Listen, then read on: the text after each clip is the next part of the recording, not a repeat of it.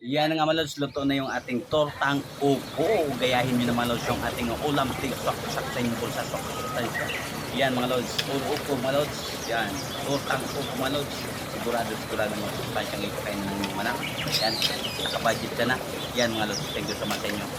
Okay, mag-share mga lods and subscribe, mag-comment mga lods. Okay, thank you so much. Magtambay lang yung baba. Thank you.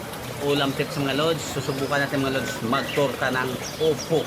Yan mga lods, tortayin natin yung upo mga lods para sa ating mga kilos, para maiba naman yung ulamin nila, kaya diskarte lang mga lods. Ulam tips, swak na swak sa inyo sa swak sa lahat ng okay.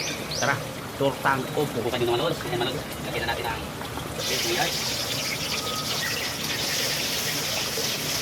Tortang upo. Ilagay ng mga lods yung upo, yan, maliliit lang yung pagkatalas yan mga lods, para mas madaling maluto mga lods sa ating torta. Okay. Tortang upo. Malos na pasarap yung mga lang mga buhay para makakapag natin kumalos ng yung budget.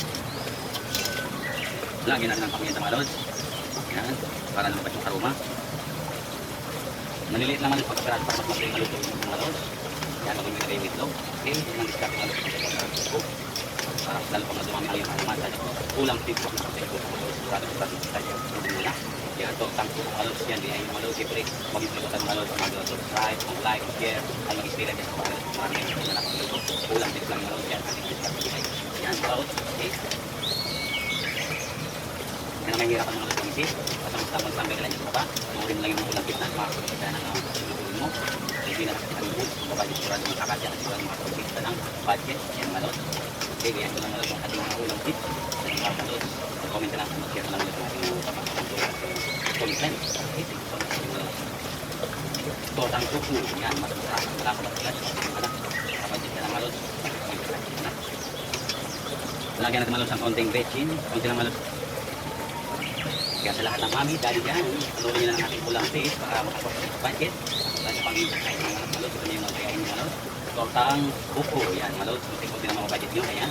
Sigurado makapos sa yung minta. Huwag sa lasa. Kapag sa yung gagawin. Yung magulang. Yan mga lods. Tortang upo. Dahil luto na lods yung upo, lagyan na natin yung ating itlog. Yan mga lods. Para malagyan na tortang upo natin mga lods. Yan. Okay. Ulam tips na mga lods ninyo. Kapagin natin yung mga lods. Tortang upo. Ayan mga lods, yung ating tortang upo mga lods. Kaya ano pang ginagawa nyo dyan? Maglintay ng upo, bumili ng itlog para mas kain ng anak. Ayan mga lods, makakain sila ng itlog, makakain sila ng itlog. Kaya mas yung gagawa. Tortang upo mga lods. Ayan mga lods. Reveal mga lods sa ating ulam tips mga lods. Ayan na yung ating save sa ulam tips. Kaya mga lods, panoorin nyo ang ating mga ulam tips para makasave na rin kayo ng inyong budget. Ayan. Kaya panoorin. Ayan, mayroon na tayong 1,000. Mayroon pa tayong mga tigsi 50 mga lods. Kaya mag-save na rin kayo. Mag-save your budget. Ulam tips sa bulsa. Swak sa sustansya, swak sa lasa. Kaya ito mga lods, panoorin nyo. I-share and mag-like lang mga lods. Okay? Thank you so much mga lods. Meron na tayo. Save your money. Save your budget. Okay?